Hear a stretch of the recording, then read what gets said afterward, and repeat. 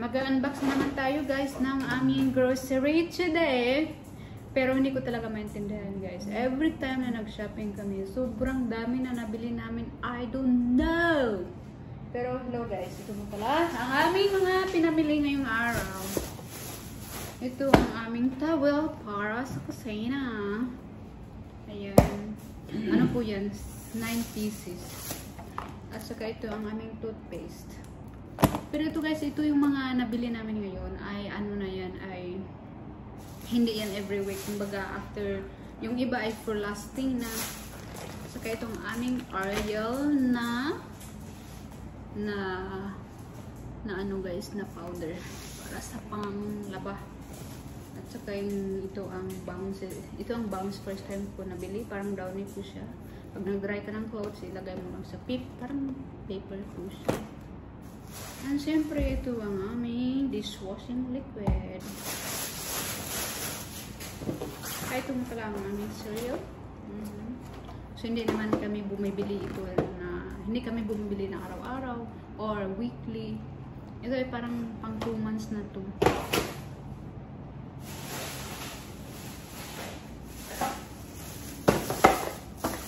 At saka ito ang aming, ano guys, noodles. Ito yung paborito namin noodles. Sobrang ano guys, sobrang sarap. Medyo spicy nga lang siya pero grabe yung texture ng noodles. Sobrang ganda. Tatlo lang para tipid. So, minsan ako inaaraw-araw ko yan pag sobrang gutom. At ito naman ay ang aming Milo. So yung Milo namin guys, hindi kami nagdi-drink every day, parang sometimes 2 times a week, once a week, ganun. Mahilig kami sa kape.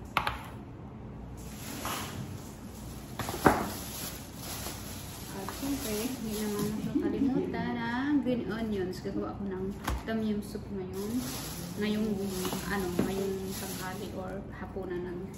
At ito naman ay ang aking cucumber for salad. Ito ang green bell pepper, chili, spicy ni Abby. Mahilig siya kasi sa spicy na paste. Ito ang kanyang mushroom. And siyempre ito for Camila. Camila always may pasalubong pag-uwi namin. Ito yung favorite niyang pig ear. So, ibigay ko na sa kanya ngayon. Pig ear, dry pig ear. Are you ready? Are you ready, Camila? Hindi na. Madali niya maubos ito. Iwan ko ang ginagawa niya.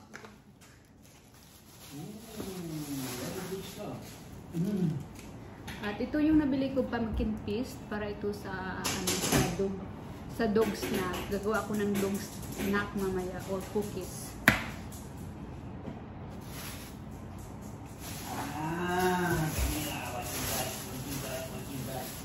Ito ay mango para kay Habi. Ginger mango. Mura lang po siya. Sobrang laki. $1 lang po siya. She like this, she doesn't want to share. At ito ang aking ginger para sa tinulang manok. At siyempre sa yote. May ano na ako doon, may tanglad na ako doon sa labas. So, kuhanin ko lang mamaya at saka malunggay. So, ito lang nabili ko. At saka chicken. It's pretty.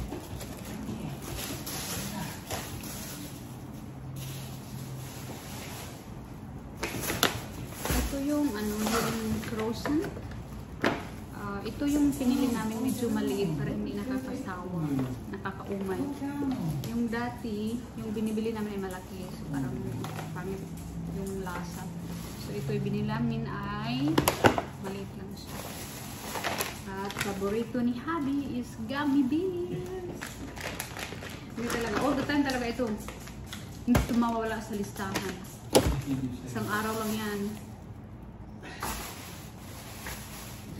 At ito ang aming vegetable oil.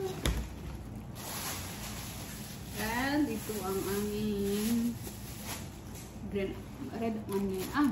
Red bell pepper. Red bell pepper. Hi.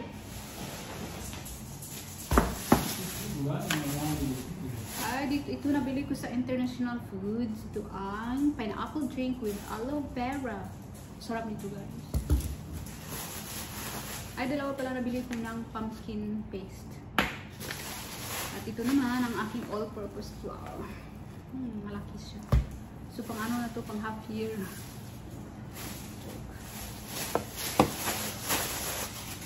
So, kaya nga madami guys kasi hindi naman kami nag-shop most of the time na parehas nito. Parang once a month lang to namin nabibili. At saka yung sabon. At saka itong flour ay matagal maubos talaga to. Yeah, it's a lot of stuff. Ito naman ay ang aking frozen vegetable para sa aming fried rice. Mamaya. Dalawang vegetable. Pero hindi na yan. Isa lang gagamitin ko mamaya. At ito naman guys is liver. Beef slice liver. Ito po ay ginagamit ko panggamit ko kay Camila. Ito yung minimix ko sa kanyang food kasi very healthy ito sa aso at saka sa tao din. So ito is 1 packet for my dog and ito ay sa amin. Maganda ito guys, pag mababa yung dugo mo, ito yung dapat kainin natin. Diba, so ito naman guys is chicken legs. Chicken drumstick. So bumili ko ako nito kasi gusto ko po magluto ng tinulang manok mamayang gabi. Namiss ko natin yung tinulang manok. Pero mas maganda talaga pag native chicken na galing sa bukid. And syempre, ito ang strawberry namin guys. Ito yung favorito ni Habi with cream. Nilalagyan na niya po ng cream at saka sugar. Hindi ko alam pang gusto. And ito ang aking ground cinnamon para pang baking. At ang aking lemon ginger tea. Ito yung pinaka-importante sa amin guys. Yung pag feeling dizzy ka, you're not feeling well, lalo you having nausea or masama yung pakiramdam. Ito talaga yung pinaka-maganda. Saka yung aking Maggi soy sauce. Ito yung gusto ko i-try. Yung hindi mo na kailangan minsan ng ibang tuyo. Ito na lang kasi may lasa talaga ito. You can use it for your rice. And for my shrimp, nor shrimp para sa soup.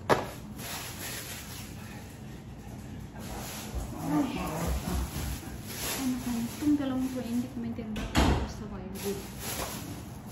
Ito yung broccoli. All the time nasa-shop po kami, ito talaga yung binibili ko palagi is broccoli kasi napaka-healthy talaga ito.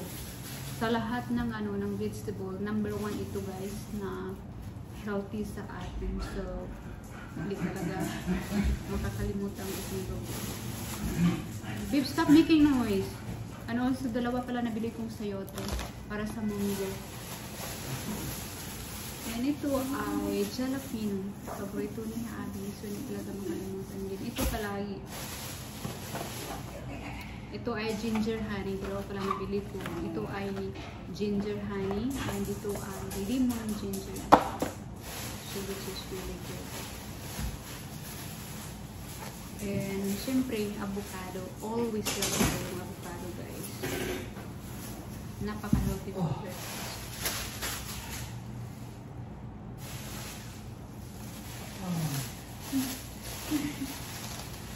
And sa ito naman ang aming lime. Lime po, pang ginagamit ko nito ay sa pagluluto. Like if you wanna bake fish, ito yung importante.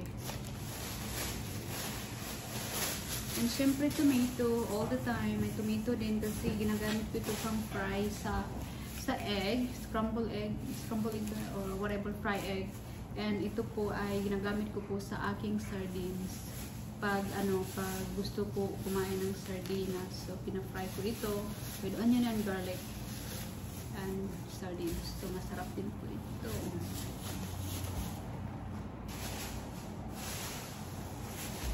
Ay, hindi pala mahilig si Habi sa tomatoes. Uy!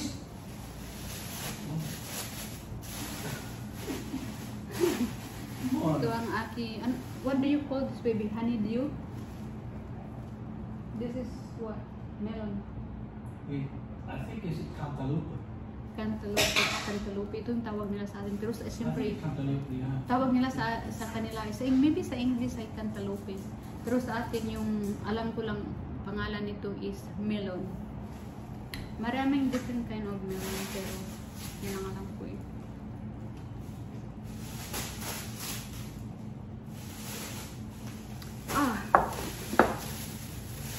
At ito naman guys ay yung kefir, cultured low fat milk. Ito yung favorito niya, ilagay sa kanyang cereal. Dito naman yung favorite namin Yakult. So ngayon, nagustuhan na po niya dati, hindi niya po alam kung ano ito, pero in-explain ko sa kanya is maganda ito ay maganda ito sa tiyan natin, so sa stomach once na early in the morning. Ito yung maganda sa inumin compare sa kape. So dalawa na bili namin. So maganda rin. At itong spam, bacon spam. Once lang ako bumibili nito guys kasi hindi maganda sa katawan, sobrang salty. So ito naman ay ang kanyang tomato paste sa kanyang pasta. Mahilig ito sa pasta sa mas. At saka ang aking nedo. Palit lang siya pero maganda na rin yung guys. Wala na pala, yun lang. O, diba? So, yeah, hindi ko lang talaga maintindihan na marami minsan na pabili namin. Pero, pang lang to, pang 1 month or more than, lalo sa mga pambahay na ginagamit. So, which is good talaga. So, yeah, that's it. Yan na po ang aming na family ngayong araw, today Saturday. So,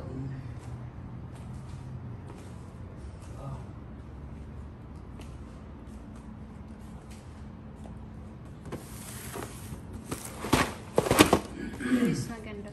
Ay, super bango ng be.